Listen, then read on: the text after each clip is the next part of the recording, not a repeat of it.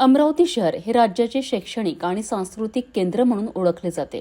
येथील कायदा व सुव्यवस्था अधिक मजबूत करण्याकरिता राज्य शासन कटिबद्ध आहेत।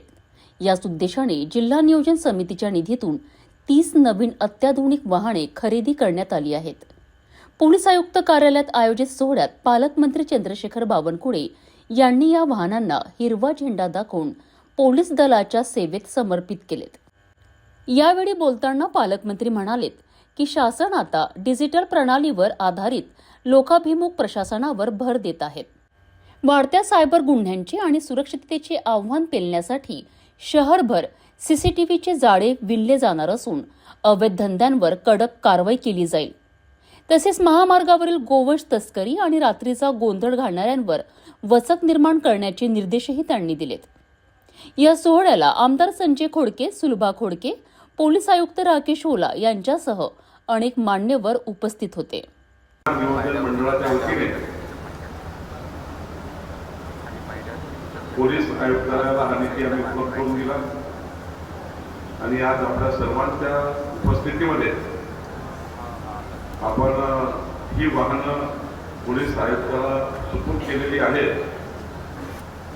आजचा केवळ लोकार्पणाचाच कार्यक्रम नाही आहे, तर अमरावती शहराच्या सुरक्षिततेकरता एक महत्त्वाचं पाऊल उचललं जात आहे।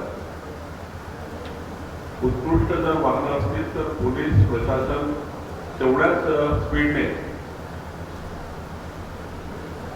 आरोपीपर्यंत पोहोचू शकतं, आरोपीला जेरबंद करू शकतं आणि कार्यक्षम आधुनिक तंत्रज्ञान असेल तर जीपीएसच्या माध्यमातून जी ॲडव्हान्स वाहनामध्ये एक प्रणाली आहे त्यातनं सुरक्षितता आणि जास्तीच्या प्रभावी उपयोग या ठिकाणी करता येतो।